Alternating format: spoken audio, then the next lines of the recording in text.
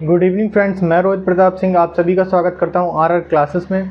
Friends, हम लोग first semester का पहला पेपर पढ़ रहे थे, उसी को आगे कंटिन्यू करेंगे और हमारा नेक्स्ट चैप्टर है भारतीय दार्शनिक विचारधाराएं और उनका शैक्षिक व्यवहार में योगदान।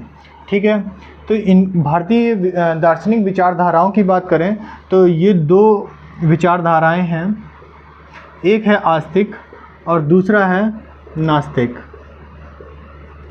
आस्तिक वो हैं जो ईश्वरीय सत्ता को मानते हैं, ईश्वरीय सत्ता को मानते हैं, और नास्तिक वे हैं जो ईश्वरीय सत्ता को नकारते हैं। ठीक है, अब बात करते हैं आस्तिक के अंतर्गत कौन सा दर्शन है। तो सबसे पहला दर्शन हमारा जो है वो न्याय दर्शन है। न्याय दर्शन कर्म सिद्धांत को महत्व देता है और कर्म सिद्धांत को बताता है। कर्म सिद्धांत का मतलब पुनर्जन्म का चक्रण, मतलब जैसा भी आप इस जन्म में करेंगे वैसा ही आपको अगले जन्म में फल मिलेगा। ठीक है, ये चीज़ें न्याय दर्शन बताते हैं। और न्याय दर्शन का जो ये लोग कहते हैं कि विकास का अंतिम चरण, विकास का जो अंतिम चरण है या चरम सीमा जो बोलें, विकास की जो चरम सीमा है वो इन्होंने बोला है मोक्ष की प्राप्ति है। मतलब मोक्ष की प्राप्ति तक ही हमारा विकास होता है, मतलब लास्ट स्टेज यही है। और इन्होंने 16 तत्व दिए थे जिससे उन्होंने बताया था कि हम मोक्ष की प्राप्ति कर सकते हैं। ठीक है, ये हमारा पहला पॉइंट हो गया। अब दूसरा पॉइंट जो है वो हमारा है दूसरा पॉइंट है वैशेषिक दर्शन। वैशेषिक दर्शन फ्रेंड्स, इसको हम लोग कनाद या फिर उल्लूक दर्शन भी कहते हैं। ठीक है, कनाद या उल्लूक दर्शन। ठीक है, कनाद या उल्लूक दर्शन में इन्होंने 6 तत्व बताए जो कि संसार में व्याप्त है। मतलब संसार में कुल 6 तत्वों की बात कही है इन्होंने। और वो 6 तत्व कौन से हैं? विशेष, सामान्य, समवाय,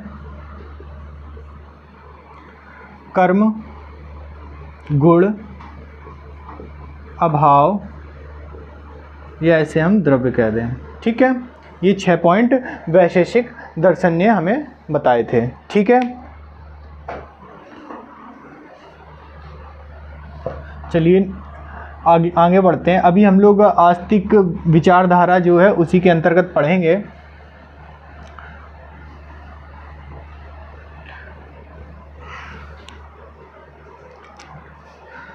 थर्ड पॉइंट है हमारा सांख्य दर्शन। ये आस्तिक के अंतर्गत आता है सांख्य दर्शन, जो कि हमारा कपिल जी ने दिया था। और इन्होंने माना था कि 2 मूल तत्व हैं। कौन कौन से? एक प्रकृति और दूसरा पुरुष। इन्होंने 2 मूल तत्व माने थे और इन्होंने 3 गुण बताए थे। और वो 3 गुण कौन से हैं? सत, रज और तम। ठीक, चेतन, अवचेतन और अचेतन। ठीक है फ्रेंड्स, अब बात करते हैं योग दर्शन की। इसी के आगे लिख देते हैं योग दर्शन। योग दर्शन को किसने दिया था?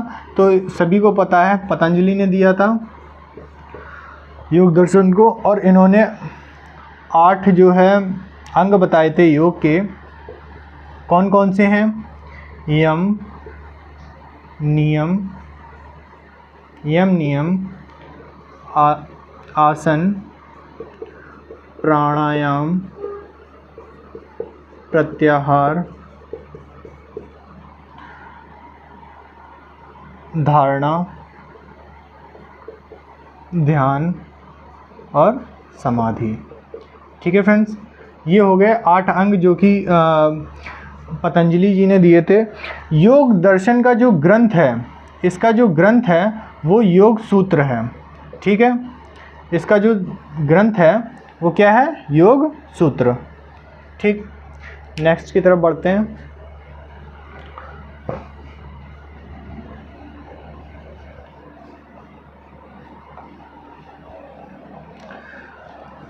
चार हो गए। अच्छा, पांचवा है मीमांसा, जो कि हम लोगों ने कल पढ़े थे। तत्व, ज्ञान और मूल,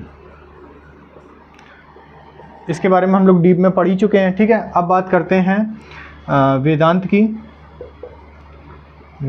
की। तो वेदांत में फ्रेंड्स, इसका वेदांत का जो हम लोग अर्थ निकालते हैं, इसका जो हम अर्थ निकालते हैं वो उपनिषद के टर्म में निकालते हैं। ठीक है, उपनिषद। और उपनिषद क्या है? उपनिषद जो है वेद का अंतिम भाग है। क्या है? वेद का जो अंतिम भाग है वो वेदांत है, तो सॉरी वो उपनिषद है। और इसीलिए हम इसको, ये अंतिम भाग है, इसीलिए इसको हम लोग वेदांत कहते हैं। मतलब वेदांत का जो अर्थ है वो हम उपनिषद के संदर्भ में लगाते हैं, और उपनिषद जो है वो वेदों का अंतिम भाग है, इसीलिए इसको हम वेदांत भी कहते हैं। ठीक है। अच्छा हाँ, इसको एक चीज़ और कहते हैं, इसको हम लोग उत्तर मीमांसा भी कहते हैं। क्या कहते हैं? उत्तर मीमांसा। ठीक है फ्रेंड्स, चलिए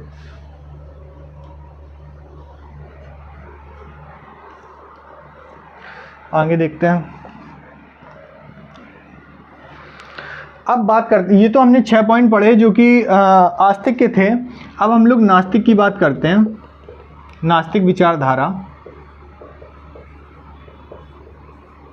नास्तिक विचारधारा में पहली जो है वो चार्वाक है, दूसरी जैन धर्म है, और तीसरी हमारी बौद्ध धर्म है। जैन धर्म और बौद्ध धर्म को हम लोग डिटेल में पढ़ेंगे आगे। अभी छोटी मोटी बातें कर लेते हैं। ये तीनों जो थे ये हमारे नास्तिक थे, ये लोग ईश्वरीय सत्ता को नहीं मानते थे। लेकिन एक टर्म है जो बौद्ध काल में हम लोग पढ़ते हैं, वो ये है कि ये ईश्वरीय सत्ता को नहीं मानते थे, लेकिन पुनर्जन्म का जो चक्रण था इस पे विश्वास करते थे। ये लोग मानते थे कि हाँ पुनर्जन्म होता है। ठीक है। अब बात करते हैं चार्वाक की। तो चार्वाक ने 4 भौतिक तत्व दिए थे, हाँ 4 तत्व दिए थे। 4 तत्व कौन कौन से?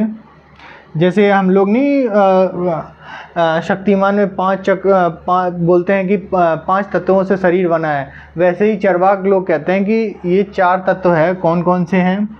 वायु, अग्नि, आकाश और जल। सॉरी, आकाश की जगह इन्होंने पृथ्वी माना है ना, इन्होंने पृथ्वी माना है, पृथ्वी और जल। ठीक। अब बात करें जैन धर्म की, तो इन्होंने क्या है, ये तो माने ही हैं। पहली चीज़ वायु, अग्नि और पृथ्वी और जल, ये तो माने। इसके साथ साथ इन्होंने काल भी माना है, धर्म और अधर्म भी माना है। ये टर्म और माने हैं इन्होंने जैन धर्म में। ठीक है।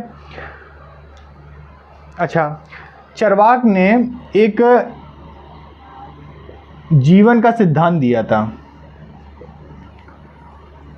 चार्वाक विचारधारकों ने, चार्वाक दर्शन ने एक जीवन का सिद्धांत दिया था, और इन्होंने कहा था कि जब तक जियो तब तक सुखी जियो। ठीक है। ये लोग ईश्वरीय सत्ता को मानते नहीं थे, ना आदर्शवादी हैं। ये कहते थे कि जैसे जब तक जी रहे हो वो सुखमय जियो।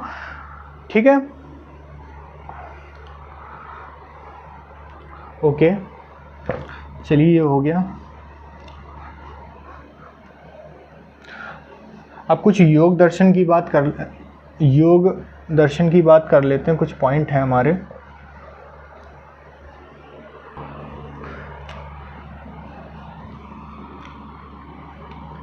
एक था, क्या था, आयुर्वेद, आयुर्वेद आधारित